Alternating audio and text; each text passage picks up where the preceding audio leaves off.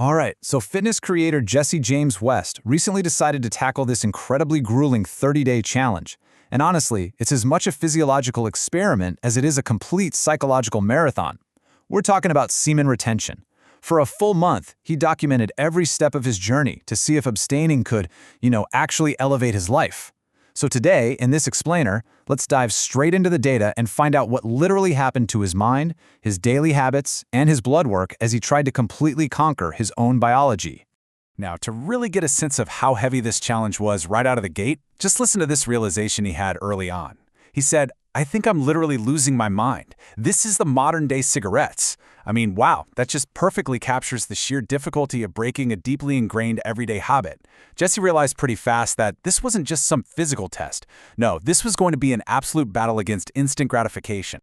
So you might be wondering, why on earth would anyone actually put themselves through this? Well, Jesse went into this 30-day period looking for 5 very specific physiological upgrades, mostly based on all the hype you see online about the practice. He wanted improved energy, which he actually said he was looking forward to the absolute most, an increase in his total testosterone, thicker hair, greater muscle growth, and generally speaking, just better physical performance. But look, to know if any of this actually works, you have to have a starting point, right? And that brings us to the hard data, 476. Before the clock even started on day 1, Jesse went into a medical clinic called LifeMed to get his baseline blood work drawn. His total testosterone sat right at 476. And what's super interesting here is that he was genuinely terrified that going 30 days without release might actually cause that number to drop, which would obviously make the whole challenge totally counterproductive. But he got his baseline locked in, and the experiment officially kicked off. Okay, looking at the timeline for that first week, man, it was absolutely brutal. By day 2, he flew down to Miami, a city where, as he joked, absolutely zero retention is happening, so he was super isolated with his own thoughts. Then day 3 hits, and the mental withdrawals are kicking in hard. His mind is just racing with anxiety. And by day 7, the environment became the ultimate test. He went back home to his girlfriend, Claudia, right as they were celebrating their 1-year anniversary. He actually admitted he came dangerously close to failing the whole thing right then and there at the end of week 1. To actually survive those intense urges, he had to build out a super strict protocol. Step 1 was brisk cold showers. Basically, whenever the urge hit him to break his streak, he'd literally force his body into freezing water just to shock his system out of it. Step 2 is this 7-4-8 breathing meditation. He'd breathe in for 7 seconds, hold it for 4, and exhale for 8. And he noted that this specific breathing technique felt absolutely amazing for just calming down that racing, antsy feeling in his mind. Section 2. Channeling aggression into iron. So as that initial shock to his system started to settle down a bit, Jesse moved into this whole new phase of the experiment. The mental withdrawals actually started morphing into raw, physical energy. He had to figure out a way to channel this massive sudden buildup of emotion, and really the only logical place to put it was straight into the iron. But doing that required a massive shift in his daily reality. See, before this, he openly admitted he kind of lacked discipline at the gym, getting distracted by the male gaze, scrolling endlessly on TikTok, just totally losing his focus. But to survive this challenge, he had to build a totally new habit. He started training in an empty gym with absolute zero distractions. Just removing those visual temptations allowed him to completely lock in and push himself significantly harder. But here's the catch. That extreme focus came with a really surprising side effect. Around day 8 to 11, Jesse confessed, "I feel a sort of angry, every little thing I want to punch a hole in the wall." He had this underlying buildup of raw emotion, making him incredibly irritable. But instead of letting it ruin the streak, he weaponized it. He took all that aggression straight to the bench press and actually hit a massive personal record. He repped out 315 pounds for 13 reps, and get this, he said it actually felt easy. So right at the 2-week mark is where things get really interesting. Day 14 was the major turning point of the entire experiment. Jesse suddenly realized he didn't even need to rely on those extreme coping mechanisms anymore. The freezing cold showers stopped. The intense meditation, not really necessary. That sheer willpower he needed to just conquer his daily feelings totally shifted. The retention had basically transitioned from this constant, grueling daily battle into just a normalized habit, and it brought along this profound sense of mental clarity. Rewiring the brain's dopamine. Now, just as the physical urges began to fade out, the experiment pivoted into a much deeper internal battle. This was the fight to fundamentally rewire his brain's relationship with dopamine. And this whole thing hit an absolute breaking point on day 20. Jesse literally looked at the camera and said, "This is the worst day I've had in probably a full-on year."